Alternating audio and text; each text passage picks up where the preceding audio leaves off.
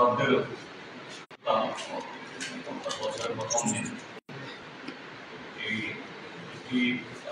শুভক্ষণ উপলক্ষে আমরা ইন্ডিয়া ব্লকের তরফ থেকে আমাদের রাজ্যের সমস্ত সুখী নাগরিকদের সুখী নির্বাচক মন্ডলীকে শুভেচ্ছা জানাচ্ছি। তো আমরা আজকে খুব তাড়াতাড়ি অর্থাৎ কম সময়ের মধ্যে আপনাদেরকে আহ্বান জানিয়েছি যে আমাদের কিছু বক্তব্য এই যে আসন্ন নির্বাচন এবং বিধানসভার 7 নং নির্বাচন উপলক্ষে আমাদের কিছু কর্মসূচি এটা বলার জন্য, তার সাথে আমাদের যে প্রচার এটা ক্রমশ আরো ঘনীভূত হচ্ছে। শাসক দলের তরফ থেকে নানা ধরনের প্রশ্ন উত্থাপিত হচ্ছে। একদিক থেকে এটা গণতন্ত্রের জন্য ভালো, তবে সেটা আরো সুস্থ, আরো যুক্তিপূর্ণ এবং আরো বেশি জনগণের যে মঙ্গল সাধনে সবকিছু যদি সেরকম ভাবে যদি হয় তাহলে ভালো হবে। কাজে এরকম একটা কিছু বিষয় আপনাদের তুলে ধরার প্রয়োজনে, যা একটা সাধারণ নির্বাচনে যে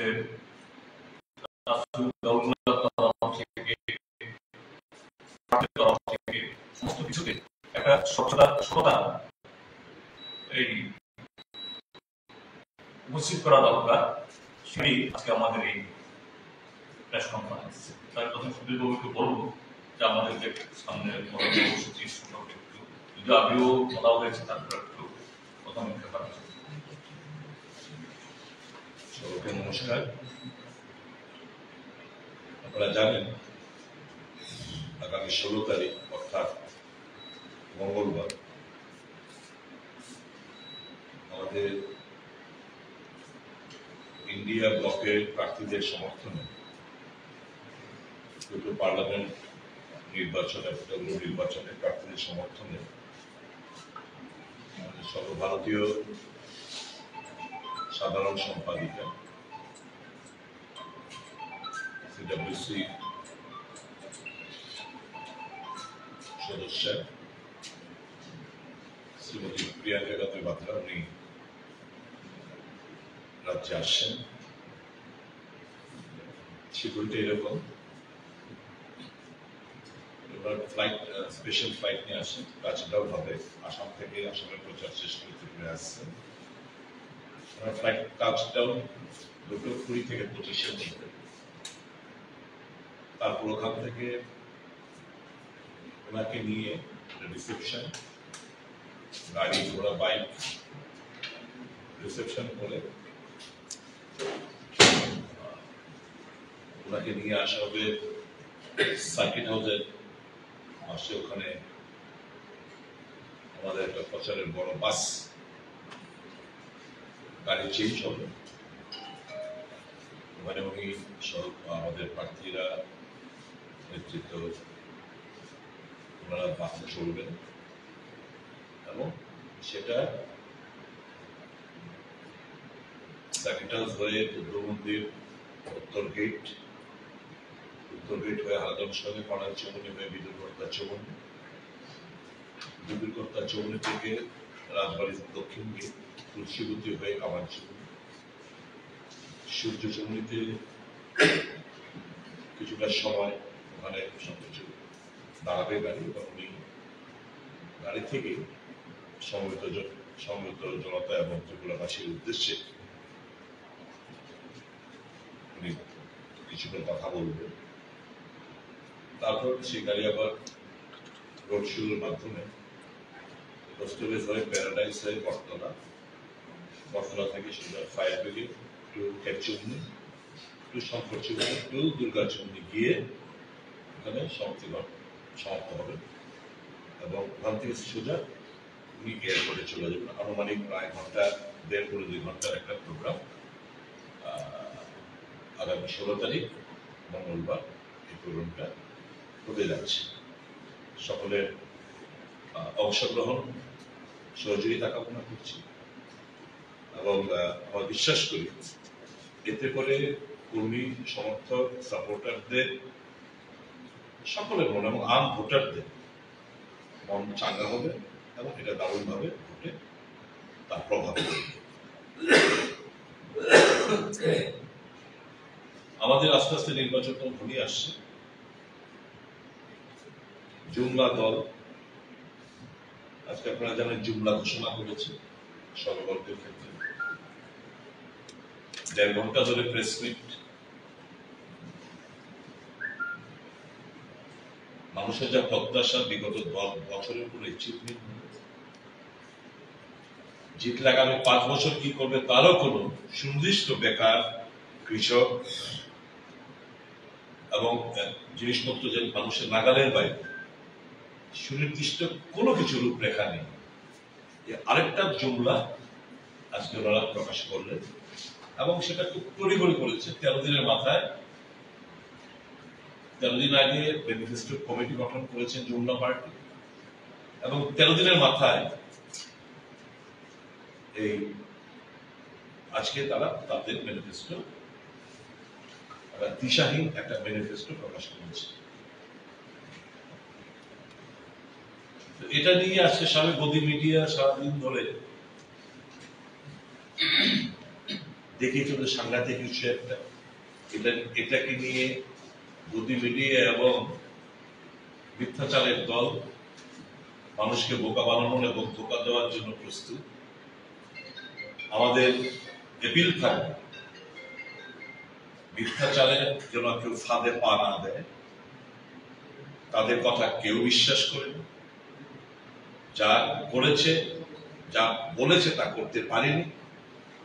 নতুন ভাবে যে সমস্ত আজকে এখানে বলা হয়েছে, বলা চলে সুনির্দিষ্ট কিছুই নেই, সব আফসা এবং সবটা হচ্ছে মিথ্যা। জনগণকে আমরা সুনির্দিষ্ট আমরা আমাদের যে 5টি ন্যায় আমরা এখানে আমাদের ইন্ডিয়ান ব্লকের তরফ থেকে আমরা সামনে রেখেছি জনসাধারণ এবং ইন্ডিয়া ব্লকের যা বলে তা করে দেখায় বিগত দিনগুলো তা প্রমাণ রেখেছি। এই নির্বাচন বিজেপিকে উৎখাত করার জন্য দেশের স্বার্থে মানুষকে বিনম্রতার সাথে আহ্বান জানাচ্ছি।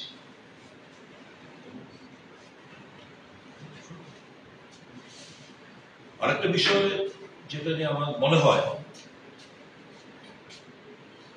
ত্রিপুরার জনগণের হয়ে আমরা রাজনৈতিক দলের তরফ থেকে কয়েকটা প্রশ্ন ছুড়ে দিতে চাই এবং তার ক্লারিফিকেশন চাই। আমাদের পূর্ব আসনে যিনি প্রার্থী ভারতীয় জনতা পার্টি, আপনাদেরকে কপি দেওয়া হবে। 2018 সালের একটা এফিডেভিট আর 2024-এর একটা এফিডেভিট আমাদের হাতে রয়েছে, আপনারা পাবেন। 2018 সালে উনি নির্বাচনে প্রতিদ্বন্দ্বিতা করেছিলেন কৃতি দেবী সিং নামে, আর এই নির্বাচনে উনি কৃতি দেবী দেববর্মন হয়ে প্রতিদ্বন্দ্বিতা করছে। স্বাভাবিকভাবে যে কোনো মানুষ যে কোনো জায়গা থেকে লড়তে পারে, আমরা সবাই জানি, কিন্তু কোথাও না কোথাও ভোটার লিস্টের মধ্যে তার নাম থাকে। যেখানে নাম রয়েছে ওখান থেকে সার্টিফাইড কপি অফ দ্য ইলেকট্রনের রোল এনে জমা দিতে হবে। এই যে সবে কিছুদিন আগে জানুয়ারি মাসে 5 তারিখ যে ফাইনাল ভোটার লিস্ট প্রকাশিত হয়েছে, সেই ফাইনাল ভোটার লিস্টের মধ্যে কৃতি দেবী দেববর্মা নেই, কৃতি দেবী সিং লেখা ছত্তিশগড়। তো স্বাভাবিকভাবে যখন এটা certified copy of the electoral roll নিয়ে আসবে, সেই নাম মোতাবেকই ব্যালট পেপার ছাপানো হবে, সেই নাম মোতাবেকই নমিনেশন পেপার ছাপানো হবে।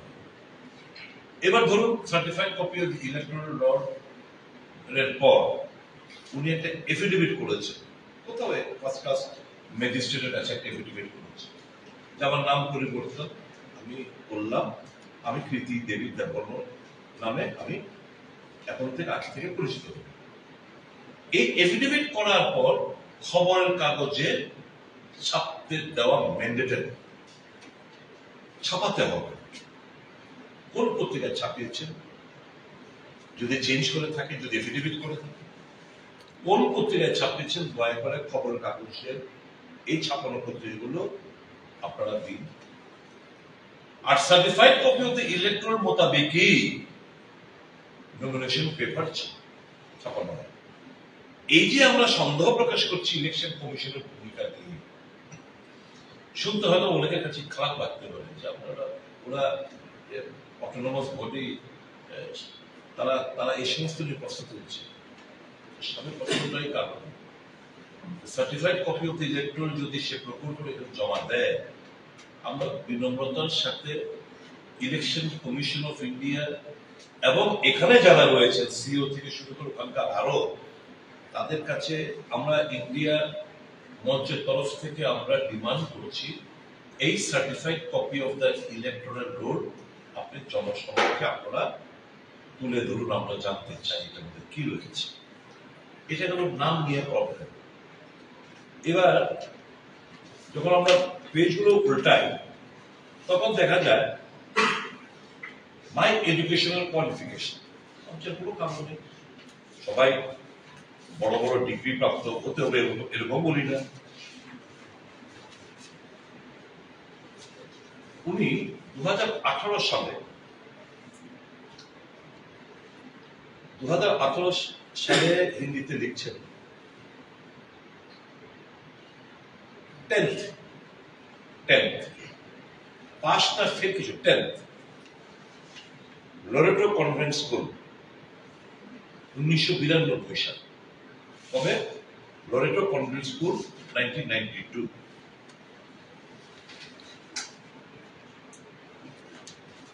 এখানে লিখছেন মাই education qualification under HFLC from Meghalaya Board of Secondary Education in the year 1990।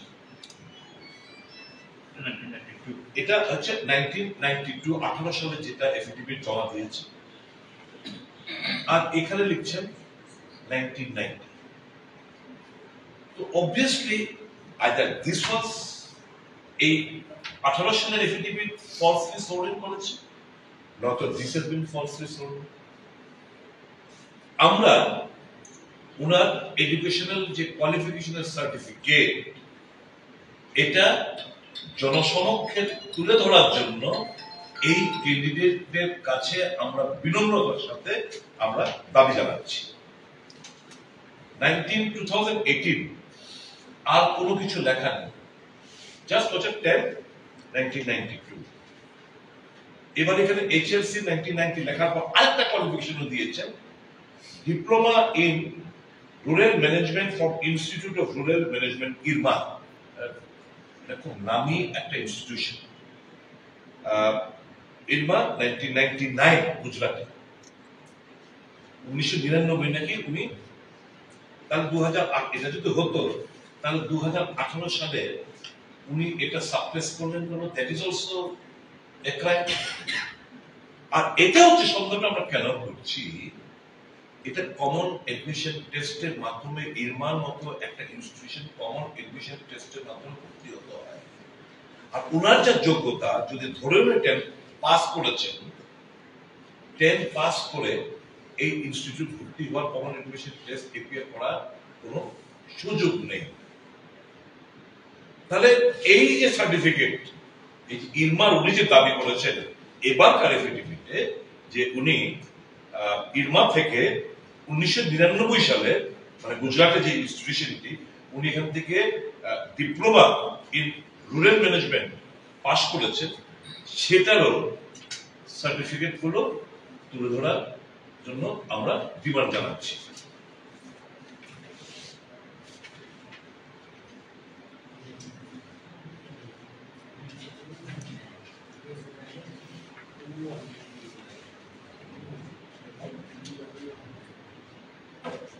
নাম গেল, আপনার কোয়ালিফিকেশনটা গেল, এবার ব্যালট পেপার। আমি ব্যালট পেপারটা এখানে ছাপানো হয়েছে ইনস্পাইট অফ আমাদের তরফ থেকে, ইন্ডিয়া মঞ্চের তরফ থেকে বারংবার আপত্তি থাকা সত্ত্বেও এই জিনিসটা উনি এই দেববর্মন টাইটেলটা ওখানে ব্যালট পেপারে অ্যাড করা হয়েছে। আমরা মনে করি এটা মারাত্মক মারাত্মক অন্যায়, মারাত্মক ভুল, এবং just to exploit and explore the sentiment of the indigenous people,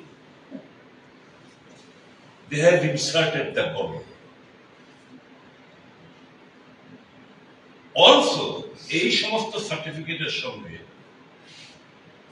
বিনম্রতার সাথে ST certificate, issuance of ST certificate, এটা জনসমক্ষে তুলে ধরার জন্য আমরা আবেদন জানাচ্ছি ক্যান্ডিডেটকে এবং ইলেকশন কমিশন অফ ইন্ডিয়া, এখানে যারা সিইও রয়েছে তাদের আইজিনিয়ার, সিইও এবং রিটার্নিং অফিসারের কাছে আমরা ইন্ডিয়া মঞ্চ থেকে এই কটা, নাম্বার 1 হচ্ছে তার এডুকেশন কোয়ালিফিকেশন, যদিও সার্টিফিকেট দেয়নি, আমরা ক্যান্ডিডেটের কাছে দাবি করছি যে আপনি দয়া করে আপনার এডুকেশন কোয়ালিফিকেশন সার্টিফিকেট গুলো দিন। We believe she has deliberately sworn in a false evidence for which her nomination stands to be cancelled. Number 2, the Burma name printed in the ballot paper, it is a gross intentional mistake committed by the candidate as well as by the Election Commission of India, just to exploit and explore the emotion of the indigenous people. That needs to be rectified. Number 3, all such are ST certificate, certified copy of the electoral roll to be made public by the ECI as well as by the candidate. এটা মারাত্মক জালিয়াতি, মারাত্মক fraud, মারাত্মক ভাবে মানুষকে ধোঁকা দেওয়ার জন্য এই সমস্ত জালি কাগজ উনি জমা দিয়েছেন, সেটা তদন্ত হওয়া উচিত। আমি ত্রিপুরা রাজ্যের গণতন্ত্রের কাছে অ্যাপিল করব, মর্নিং শোজ দ্য ডে, সকালটা বলে দেয় দিনটা কিরকম যাবে। আমি ওই দিকে যাচ্ছি না, যে আগে বলেছি যে ওনার বিরুদ্ধে, ওনার হাজবেন্ডের বিরুদ্ধে নাকি একটা সিবিআই মামলা চলছে, এটারও এখানে উল্লেখ নেই। এর আগে আমরা বলেছি, সেটা আমি রিপিট করতে যাচ্ছি। এতগুলো gross intentional anomalies and the election commission completely silent and overlooking all these things raises doubt on the role of the Election Commission of India. I think there needs to be a thorough investigation in the coming days. If we don't get justice from the ECI, obviously we are going to drag this matter with the court. We will not have put an end to this in the coming days, whether she wins or loses. We are going to drag her to the court as well as the Election Commission for the intentional aiding and abetting such sort of heinous nature of, you can say, suppression of document, which have raised our eyebrows and concern. আমি আহ্বান করব ত্রিপুরা জনগণের কাছে, ঘৃণার সাথে এই সমস্ত প্রার্থীদের প্রত্যাখ্যান করা উচিত। এগুলো রাজ্যের মানুষের জন্য ভয়ানক হবে আগামী দিনগুলো। এই সমস্ত নির্বাচনে পার্টিসিপেট করা হচ্ছে, এটা মারাত্মক অন্যায়। যারা মানুষকে ধোঁকা দেওয়ার জন্য এই সমস্ত জালিয়াতি জিনিসগুলো করে বেড়ায়। ধন্যবাদ। গুজরাটের ইউনিভার্সিটিটার নাম একটু আরেকবার, গুজরাটের ইউনিভার্সিটির নাম আমি বলে দিচ্ছি আপনাকে। Diploma in Rural Management from Institute of Rural Management, bracket IRMA, Anand, 1999 Gujarat. তো বন্ধুরা, আপনি যে অভিযোগগুলো করেছেন এই অভিযোগগুলো কি আপনি ইলেকশন কমিশনের নিকট পাঠিয়েছেন? Ordinary objection has been raised. বলতে পারেন। তো সুদীপ বাবু যেখানে শেষ করেছিলাম সেখান থেকে শুরু করছি। নির্বাচন একটা সর্বোচ্চ রাজনৈতিক লড়াই। এখানে যে নৈতিকতা, মরালিটি, আমরা দেশের 140 কোটি মানুষের তাদের জন্য আগামী দিনের সরকার তৈরি করার জন্য নির্বাচন, প্রায় 100 কোটি ভোটার ভোট দেয়। তাহলে সেই জায়গায় সর্বোচ্চ মানে এই স্বচ্ছতা এবং সততা, এটা অবশ্যই সমস্ত নাগরিক আশা করে। তো আমি সুদীপ বাবু যে বিষয়টা এখানে বললেন, আমি তার কতগুলো প্রমাণ দিচ্ছি এখানে, যে আজকেই দুপুর 12:29 আমি ভোটার সার্ভিস পোর্টাল, এটা পাবলিক ডোমেইনে আছে, আপনারাও এই গুগলে গিয়ে ইসিআই ওয়েবসাইটে গেলে পাবেন। সেখানে কীর্তি দেবী সিং, তার যে ইলেকট্রাল রোল সেটাই অরিজিনাল, তার ইলেকট্রাল অরিজিনাল 36 ওখান থেকে সার্টিফাই কপি এনে তিনি এখানে ভোটে লড়তেই পারেন, যে কোনো নাগরিকই পান। সেখানে লেখা আছে কীর্তি দেবী সিং, এটা কোনো কোথাও নেই। আপনাদেরকে সবাইকে আমি এনেছি, 15টা কপি আছে এখানে, 14টা নিতে পারেন।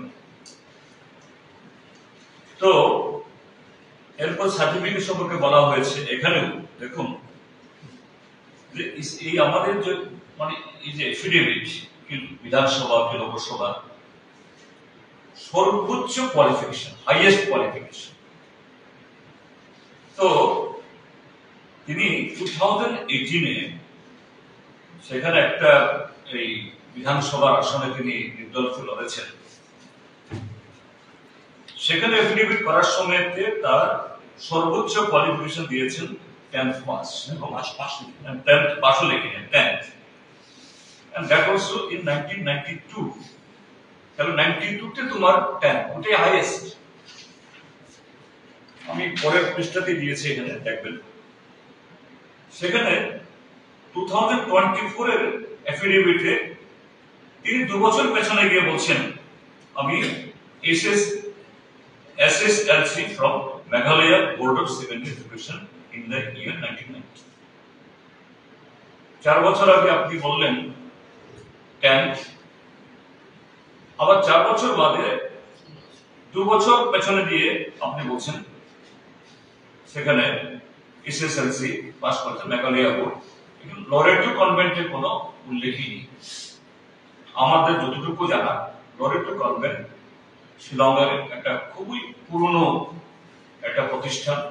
সে ব্রিটিশ আমল থেকে, যখন আনডিভাইডেড ইন্ডিয়ার সময়তে যখন ব্রিটিশরা এইটাকে কি বলে এই তাদের বিশ্রামের বা এই গ্রীষ্মকালীন আবাস করে, তখন থেকে এই কনভেন্ট শুরু হয়েছিল এবং এটা আইসিএসসি বোর্ডের আন্ডারে। তো এটা কেন বললাম এই কারণে, যে আমাদের মানে নাগরিকত্ব প্রতিনিধিত্ব আইনে কোয়ালিফিকেশন কোনো একটা ক্রাইটেরিয়া না। তিনি যদি আরো কম যদি কোয়ালিফিকেশন হন বা বেশি হন, এতে এই নির্বাচনে দাঁড়ানোতে কোনো ইয়ে নেই। কিন্তু তিনি যে দলের প্রতিনিধিত্ব করেন এবং যে দলের চিহ্ন নিয়েছেন, ত্রিপুরামথা সুপ্রিমো তার ছোট ভাই বলেন, she is my man, my family member, আমার ঘরের মানুষ, হ্যাঁ আমার ফ্যামিলির লোক, যদিও এই পরিবার বা বিদ্যুতের সম্পর্কে আবার তারা অন্য কথা বলেন অন্য জায়গায়। তো ত্রিপুরামথা বক্তব্যটা কি? আমরা ত্রিপুরাসা আইডেন্টিটিকে প্রতিষ্ঠিত করার জন্য ত্রিপুরাসা তার হিস্ট্রি, তার হেরিটেজ, তার গৌরব, তার লেগাসি, তার কালচার, এটাকে রিপ্রেজেন্ট করানোর জন্যই আমরা লড়ছি। আমরা যদি এই ত্রিপুরামথা শুধু তার সুপ্রিমো না, ত্রিপুরামথার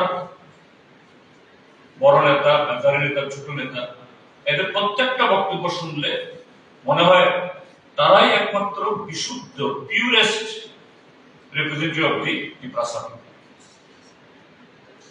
তাদের জন্যই ত্রিপ্রাসাদের কালচার, হিস্ট্রি, এভরিথিং এটা বেঁচে আছে এবং ধরে রাখা যায়। ইপসু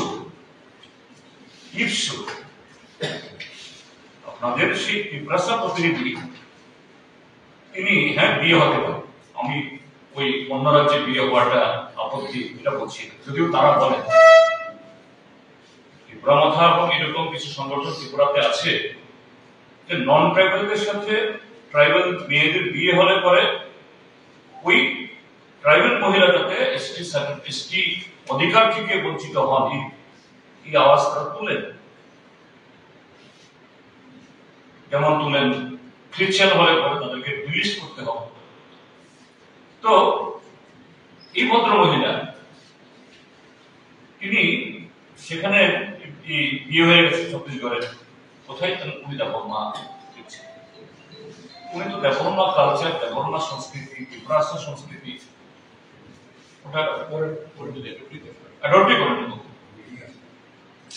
আমাদের বলার বক্তব্যই জানেন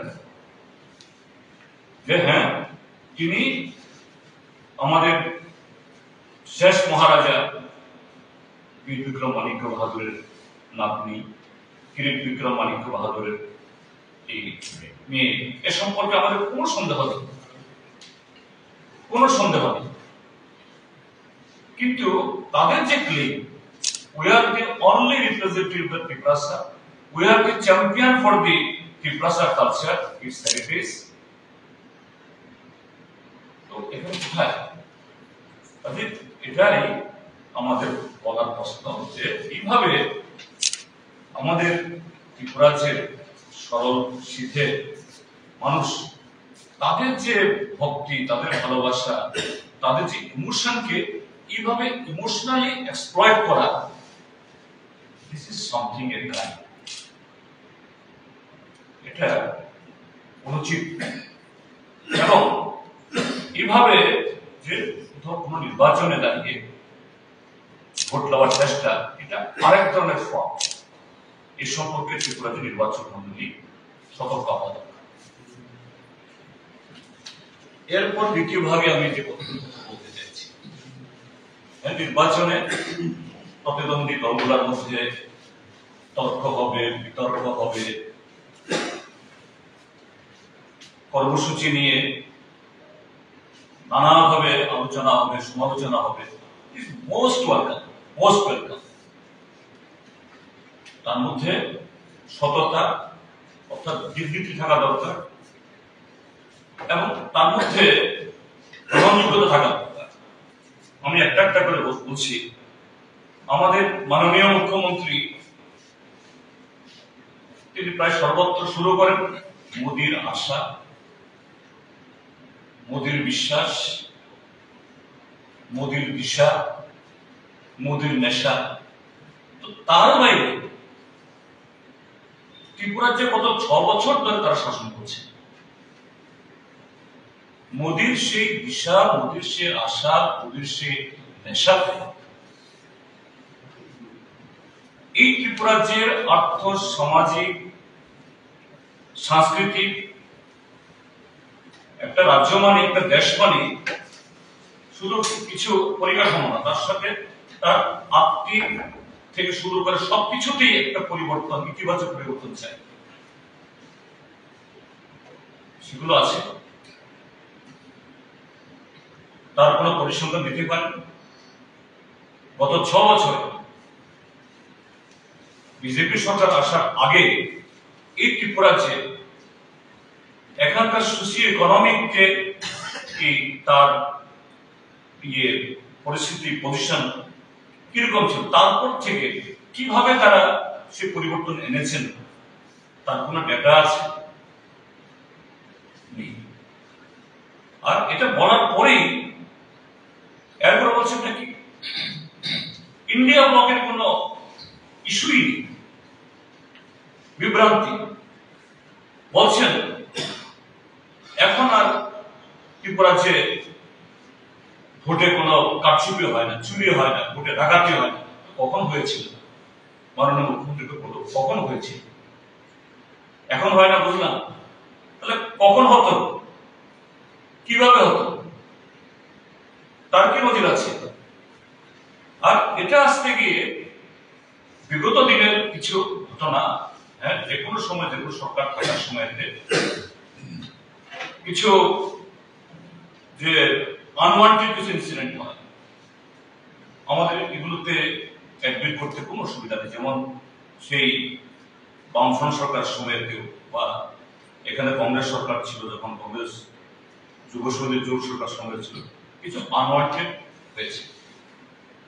বলছেন আমরা এগুলি রিওপেন করবো, মোস্ট ওয়েলকাম। আমি তো বলছি মোস্ট ওয়েলকাম, কিন্তু গত 6 বছর তোমাদের মনে পড়লো না, হঠাৎ করে এই নির্বাচনের সময় তোমার মনে পড়লো কেন?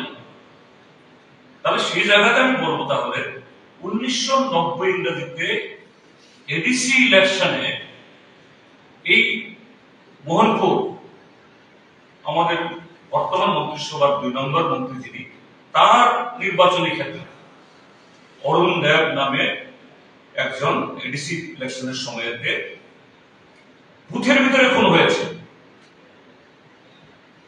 শুরু প্রথম জিজ্ঞাসাবাদ করা হোক সেখানকার তৎকালীন যুব কংগ্রেসের নেতা, ছিলেন। হ্যাঁ, সেটাই আমি বলছি না, ওরা ওদের কথাই বলছেন। তৎকালীন তখনকার যে যুব কংগ্রেস নেতা ছিলেন তিনি, সেখান থেকে শুরু হোক। এবং আরো জানি বীরচন্দ্র মনু, সেখানে 12ই অক্টোবর প্রতি বছরই আমরা শহীদ দিবস উদযাপন করি। এখন বিজেপি আসার পর বলছে না, সিপিএম করতে পারবে না, তারাই করবে। ঘটনাটা কি? হ্যাঁ, ওই সময়তে কিছু ডিসগ্রান্টেড এলিমেন্ট ছিল, এই সমস্ত এলিমেন্ট এখন বিজেপির ঘর। এগুলোই এখন বিজেপির দেবতুল্য কার্যকর্তার আসলে তারা বসে আছে। তো আমরা মুখ্যমন্ত্রী কতগুলি বলছেন একটা আবেগ তৈরি করার জন্য আমরা এগুলি এই করব, কাকে উনি শাসাচ্ছেন? তাদের সে তদন্ত তাদের ঘরে ঢুকবে এবং সেই লোকগুলো এখন তাদের ঘরে আসছে।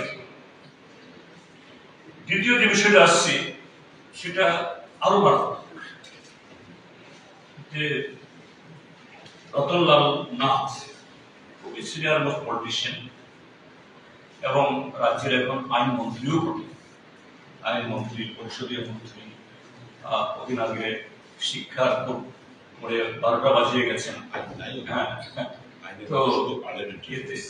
তো তিনি বলছেন যে আগামী জুন মাসের 4 তারিখে ফলাফলের পর এখন যিনি লিডার অপোজিশন আছেন তার পদ থাকবে। তারপর কংগ্রেস দলের 3 জন বিধায়ক আছেন, তার একজন থাকবে। আজকে কংগ্রেস দলের সে 3 জন বিধায়ক তারা সর্বশক্তিতে ময়দানে নেমে আজকে ইন্ডিয়া ব্লকের প্রচার করছে। আজকে যারা অপোজিশন তারা বামপন্থী, আমাদের দেশের এই গণতান্ত্রিক ইতিহাস, সংসদীয় রাজনীতির ইতিহাসে বামপন্থী সাংসদ, বামপন্থী বিধায়ক এদেরকে কোন ধরনের চাপের মুখে এদের পদ ত্যাগ করানো যায় না। তিনি বলে দিচ্ছেন অগ্নিরায় কিন্তু এক ধরনের থ্রেট বা এটা দুর্গম হতে পারে। এই যে ইলেকট্রাল বন্ডে হাজার হাজার কোটি টাকা এবং তার বাইরেও এগুলো কোথায় মাল এসছে, এগুলি কোথায় সামলাতে পারছে না। এই টাকাগুলো কিলবিল করছে না, এই টাকায় সব কিনে ফেলবেন, অন্য জায়গায় যেমন কিনছেন, অথবা অন্য উপায়ে বিরোধীদের সংখ্যা কমিয়ে দেবেন। এইভাবে একজন মন্ত্রী করতে পারেন কি? তারপর আমাদের নির্বাচন কমিশন, আমি গত পরশুদিন অনেকগুলো বিষয় নিয়ে চিঠি দিয়েছি কমিশনের কাছে। গত 3 সপ্তাহ 1 মাস ধরে আমরা কি লক্ষ্য করছি, ভারতের নির্বাচন কমিশন বলছেন সমস্ত দলের জন্য, সমস্ত প্রার্থীদের জন্য একটা লেভেল প্লেইং ফিল্ড, সবার জন্য সমান। কাউকে একটু কি বলে কারোর প্রতি দুর্বলতা, কারোর প্রতি একটু পৃষ্ঠপোষকতা হবে না। কিন্তু আমরা কি দেখছি, সময় বন্টনের ক্ষেত্রেও শাসক দল যদি চাপ দেয় তাদের মতো করে অন্যদিকে টাইম অ্যালট করা, বিরোধী দলের লোক সভা করছে, বক্তৃতা করছে, সেখানে গিয়ে এই উচ্চস্বরে মাইক বাজানো, স্পটিং করা। হ্যাঁ, ওই সমস্ত ক্ষেত্রে যেখানে আমরা প্রোগ্রাম করি পুলিশ থাকে না এরকম না, কিন্তু যে সমস্ত পুলিশ অফিসাররা ডিউটিতে থাকেন কিছু কিছু জায়গায় অবশ্য ভালোই ভূমিকা নেন, কিন্তু কিছু ক্ষেত্রে কতগুলো এলাকায় যেমন সুনামুড়া, বক্সনগর, ওদিকে বিশালগড়, এদিকে সেদিন আমাদের প্রাক্তন রাজ্যসভার সাংসদ নারায়ণগড়, মানিক ভান্ডারে সে জনসভা হবে, মাইক টাইক বেঁধে চেয়ার পেতে সব তৈরি। 2 জন পুলিশ অফিসার 15-20 জন সিআরপিএফ নিয়ে সেখানে ডিউটি করছেন। তাদের সামনে থেকে আমাদের মাইক উঠে নিয়ে গেল, শাসিয়ে কিছু লোককে দিল, ছোট জগন্নাথ দাঁড়িয়ে দিল। কোথায় লেভেল প্লেইং ফিল্ড? কাজেই কমিশনকে বলব, এই দলটা ভারতীয় জনতা পার্টি, গণতন্ত্র বা শিষ্টাচার, রাজনৈতিক শিষ্টাচার তাদের রক্তের মধ্যে নেই। কাজে সেই জায়গায় শুধু একটা অ্যাডভাইজারি ইস্যু করা এখানে শেষ করা চলবে। তারপর আরো মারাত্মক অভিযোগ হলো, গতকাল এই যে দুর্গা চৌমুহনীর বিপণী বিতান একটা আছে, সেখানে একটা মিটিং করেছে এবং জনৈক মন্ত্রীও ছিলেন।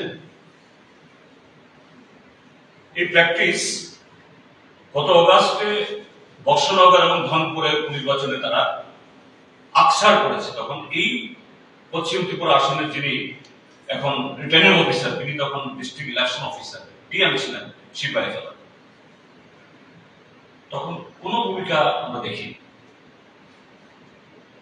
গতকালও প্রায় একই ধরনের, সেখানে সবাইকে ডেকে আনা হলো, মন্ত্রী বক্তব্য রাখবেন, প্রার্থী যাবেন, গরিব মানুষ না আসলে উপায় নেই, খবর মানে তাদেরকে এই মিটিং আসলে খবরটা দেওয়া হয়, মিটিং আছে, যদি না আয় ভবিষ্যতে কি হইব বুঝেন তো, আসতে বাধ্য। এরপরে বলছেন সব মোবাইল ফোন বন্ধ, সবাইকে মোবাইল ফোন দেখিয়ে এটা সুইচ অফ করতে হবে। এরপরে প্যাকেট বিলি করছেন প্রকাশ্যে। আমার বক্তব্য হলো যে এরকম কোন সভা যদি হয়, নির্বাচন কমিশনের প্রতিনিধি কি ছোট কি বড়, সব জায়গাতে আমরা দেখি, আমরা যেখানে যাই এরা ক্যামেরা করে। কোথায় নির্বাচন কমিশনের ক্যামেরা? কোথায় তাদের সেই সমস্ত পরিদর্শকরা? ডক্টর বিশাল কুমার, আমি বারবারই বলি, গত বিধানসভা নির্বাচনের সময় তিনি ঊনকোটির ডিএম ছিলেন, তার ভূমিকা এক্সেলেন্ট ভূমিকা তিনি পালন করেছেন এবং পরবর্তী সময় নির্বাচনোত্তর সন্ত্রাসের সময়তেও তার ভূমিকা ছিল অসাধারণ। কিন্তু সেই বিশাল কুমার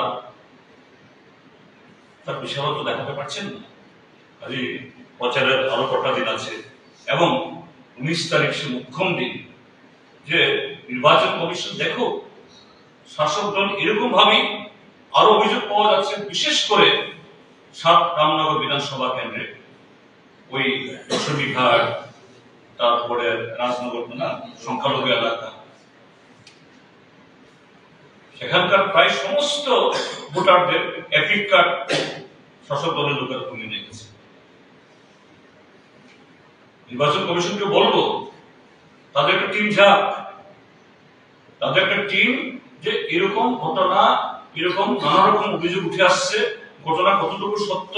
কারণ ডিএম অফিস থেকে তো রাজনগর বা দশমীঘাট খুব দূরে নয়, এখানেই যদি সেই free and fair election ensure না করতে পারে, গণতন্ত্রের পরীক্ষা, সংবিধানের পরীক্ষা তো এখানেই খতম হয়ে যায়। এটা দেখা দরকার। দেন আজকে শাসক দল বলছেন যে বিরোধীদের কোনো এজেন্ডা নেই। সুদীপবাবু এখন এসছেন, আমি আর সময় নষ্ট করতে চাই না। সুনির্দিষ্টভাবে এই ইন্ডিয়া ব্লকের যে সবচেয়ে বড় দল, তার সর্বোচ্চ নেতা বা তার তরফ থেকে 5টা ন্যায় তার উপরে লিখিতভাবে ব্ল্যাক এন্ড হোয়াইট এবং দেশের প্রথিতযশা অর্থনীতিবিদ, সমাজতত্ত্ববিদ তাদেরকে দিয়ে প্রায় মাসাধিককাল পাবলিক হিয়ারিং করে এবার এই ইস্তেহার তৈরি করা হয়েছে। যেমন তেমন ইস্তেহার কিছু লোক তৈরি করে দিলে এরকম নয়, তার কাউন্টার, অর্থাৎ এর থেকে উত্তম শাসক দল কি দেবেন এটা শুনলেন আজকে ওনারা দিল্লিতে প্রকাশ করেছেন। কিন্তু তার মধ্যে কোন ধরনের সারবত্তা নেই। কিভাবে দেশের এই যে একটা প্রায় ক্ষয়িষ্ণু অর্থনীতি তার মেরামত হবে। আজকেই একটা পত্রিকাতে উঠেছে যে ইউনাইটেড নেশন তারা গত পরশুদিন একটা এরকম তথ্য তারা রিলিজ করেছে, সারা পৃথিবীর 100 দেশের মধ্যে সুখী দেশের তালিকা, অর্থাৎ কোন দেশ সুখী করতে শুধু কিছু খায়, কিছু এরকম না। সুখী মানে হলো খাওয়ার ব্যবস্থা আছে, রোজগারের ব্যবস্থা আছে, সামাজিক নিরাপত্তা আছে, স্বাস্থ্যের সুবন্দোবস্ত আছে এবং নির্দ্বিধায় তার মনের ভাষা প্রকাশ করা, ক্ষোভ ব্যক্ত করা এবং তার ইচ্ছা এটাকে প্রকাশ করা। সেদিক থেকে 143টা দেশের মধ্যে ইউনাইটেড নেশন যে এই রিলিজ করেছে, ভারতের নাম্বার এখন 126। সেই জায়গায় পাকিস্তানের অবস্থা আমাদের থেকে ভালো, 106 নম্বরে, তাদের থেকে 20টা ধাপ আমরা নিচ্ছি। সারা পৃথিবীতে এই 143টা দেশের মধ্যে ফিনল্যান্ড 1 নম্বরে, আর সবচেয়ে পেছনে 143 নম্বর হলো আফগানিস্তান। আর আফগানিস্তান থেকে আমাদের দূরত্ব মাত্র এই 17টা ধাপ। তারপর হলো বন্ধুরা, এটা খুব ভালো যে শাসক দলের হয়ে প্রচারের জন্য আগামীকাল, আজকে নাকি রাতে আসবেন শুনুন, দেখলাম একটা কাগজে, স্বরাষ্ট্রমন্ত্রী আসছেন এবং 17 তারিখে প্রাইম মিনিস্টার আসবেন। ভালো, উচ্চ রাজনৈতিক তার বিতর্ক হোক, এতে দেশের এবং রাজ্যের মানুষ তার লাভবান হবে, চিন্তা ভাবনার মধ্যে তার যে আরো ইতিবাচক পরিবর্তন। আমি সেই জায়গায় মাননীয় অমিত শাহ আগামীকাল আসছেন, তার কাছে কয়েকটা প্রশ্ন আপনাদের মাধ্যমে রাখতে চাই। কালকে যেন তিনি কুমারঘাট থেকে তার পুনর্গ্রহণ করার চেষ্টা করেন। প্রথমটা হলো the agreement signed between the Tripura Matha and the Government of India, having the presence of the state government, its representative. What is the timeline and roadmap, and what exactly the Government of India is committing to the Tripura Matha or the people of the state or Tripura people out of that? Because there is nothing spelled out. What has been said? That one joint working group or joint committee will be constituted. That committee will exercise the aspirations of the Tripura people. But according to the Tripura Matha, their only aspiration is the Greater Tripura land, but it is not mentioned there. From the end of the Tripura Matha, they are saying so many things. But Amit Shah, he is being the Home Minister. The people of this state like to know. This is not my appeal, my question. The people of the state like to know what exactly the Government of India intends intends to do. আজি তিনি যখন আসছেন, এই agreement sign হওয়ার পর, this is the first time is coming. We hope that will spell out. Second হলো যে এই কেন্দ্রের যিনি বিজেপির প্রার্থী, পত্রপত্রিকাতে ওনার ছবি টবি দিয়ে অসংখ্য বক্তব্য উঠছে। উনি নাম ধরে অমুককে প্রশ্ন করছেন, অমুককে প্রশ্ন করছেন, আগের দিনের ইয়ে নিচ্ছেন। আমি শুধু তাকে তাকে না উত্তর নেই, কারণ এই প্রশ্ন ওনাকে পাবলিকলি দেওয়া হয়েছে আরো আগে। That also I am asking to the Amit Shah.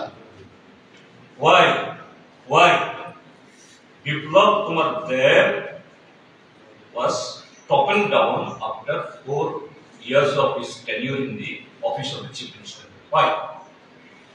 Because Biplab Dev was holding the post of the Chief Minister. It is a public post, highest post of any state government. So, one, he may be your party member, but why from the public and the constitutional chair you are toppling him or her? People have the right to know. আজ পর্যন্ত ত্রিপুরা মানুষ জানলো না, আগামীকাল আমরা জানতে চাই। যদি ওই কেন্দ্রটা পূর্ব ত্রিপুরা কেন্দ্র, ওখানে না বললেও তিনি নিশ্চয়ই প্রেসের সাথে কথা বলবেন, আলোচনাতে এসে বলবেন তো নিশ্চয়ই। তিনি এই কথা বলেছেন, বিপ্লব দেবকে কেন 4 বছরের মাথায় নামিয়ে দেওয়া হয়েছিল। থার্ড, এখানে এই গেল নির্বাচনেও এই আমাদের মাননীয় প্রধানমন্ত্রী এবং মাননীয় হোম মিনিস্টার, এই পশ্চিম ত্রিপুরার এখনকার সিটিং যিনি এমপি বা আউটগোয়িং এমপি, তাকে সামনে রেখে বলছেন बीजेपी ही पार्टी, एक ही पार्टी जो औरतों को, मातृजातियों को इतना ऊंचाई में ले जा सकते हैं। तो इतना ऊंचाई में आप ले गया, सेंट्रल में मंत्री बना दिया, अभी क्यों उनको विसर्जन दे रहा है? उनका भी क्या कसूर था, क्या कसूर है? इनको इतना ऊंचाई में आप ले गया मातृशक्ति को और प्रतिमा को, अभी आप विसर्जन दे रहा हो। Fourth, our question is that এখন কৃতি দেবী সিং সম্পর্কে অনেক আলোচনা হয়েছে। উনি এরকম একটা সম্মানিত বা উচ্চ আসনের জন্য লড়াই করছেন, কিন্তু নিজেকে সৎ প্রমাণ করতে পারছেন না। She is suppressing her all informations. দুঃখিত, তিনি আমাদের রাজ পরিবারের একজন সদস্য। আমরা আশা করেছিলাম মূলত সেই উচ্চতায় রাজ পরিবার মানে তো আমাদের মনে অনেক বড় জায়গাতে আছে, but she is suppressing all information. তো এই জায়গায় অমিত শাহের কাছে প্রশ্ন আমাদের, তারপরে প্রাইম মিনিস্টার আসবেন। এখানেও এখন যিনি sitting MP Rebati Tripura, young ছেলে, মাস্টার ডিগ্রি ছেলে, এখানে গান্ধী স্কুলের পোস্ট গ্রাজুয়েট টিচার, কৃতি দেবী সিং এর চেয়ে তার বয়স বোধহয় অনেক কম, 45-46 এরকম হবে। তো একটা এমএ পাস ছেলে, অপেক্ষাকৃতভাবে বয়সও তার কম, এবং সে সনদ বিষয় সে অর্থে এখানকার ভাষা জানে, সংস্কৃতি জানে, একেবারে গন্ডাছড়া মতো মহকুমার প্রত্যন্ত গ্রামের ছেলে, অনেক স্ট্রাগল করে সে এই মাস্টার ডিগ্রি করে এই শহরে এই শিক্ষকতা করছেন। তাকে বসিয়ে দিয়ে এরকম একজন প্রার্থী আপনারা করলেন। সো বিজেপির চোখে ওরা বলে যুব সমাজ, ইয়াং জেনারেশনকে তারা প্রমোট করবে, এটাই কি সে প্রমোট করার নমুনা? যদিও তারা কাকে প্রার্থী করবেন এটা তাদের ব্যাপার, আমাদের এখতিয়ার নয়, কিন্তু তারপর as a public we have the right to ask the question. তাদের চোখে তাহলে এই যে যোগ্যতা বাছাই করতে, এটাই কি ক্রাইটেরিয়া? এটা এমএ পাস ছেলে তার চাকরি ছেড়ে এই রাজনীতি এসছে, তাকে বসিয়ে দিয়ে আরেকজন এরকম যিনি তার তথ্য সাপ্রেস করছে তাকে বসান। কাজে এই চারটি প্রশ্নের জবাব আশা করি অমিত শাহ এবং প্রধানমন্ত্রী আসবেন আগামী 17 তারিখ, কি উত্তরটা দেবেন। তার সাথে হল যে আজকে এই বিগত 6 বছর এই ত্রিপুরাতে তাদের কোন প্রতিশ্রুতি কার্যকরী হল না। পত্রিকাতে উঠছে আগরতলা শহর পলিউটেস্ট সিটি অফ দি কান্ট্রি, দেশের সবচেয়ে মানে কি বলে দূষিত, আর সেই দূষিত শহরের যিনি মেয়র হলেন উপনির্বাচনের প্রার্থী, আর ভোট পেলেন না। ত্রিপুরা মানে ক্রমশ এমন কতগুলো জায়গাতে যে শীর্ষস্থানে যাচ্ছে, পলিউশনে, ড্রাগে, অস্বাভাবিক মৃত্যু, পাচার, শিশু মৃত্যু, শিশু বিক্রি। প্রধানমন্ত্রী সাহেব এবং স্বরাষ্ট্রমন্ত্রী সাহেব আসবেন, তাদের কাছ থেকে আমরা এই উত্তর চাই। ত্রিপুরাতে 40 লক্ষ মানুষ, they want to know. I think they will satisfy us by the answers. বক্তব্য থাকলে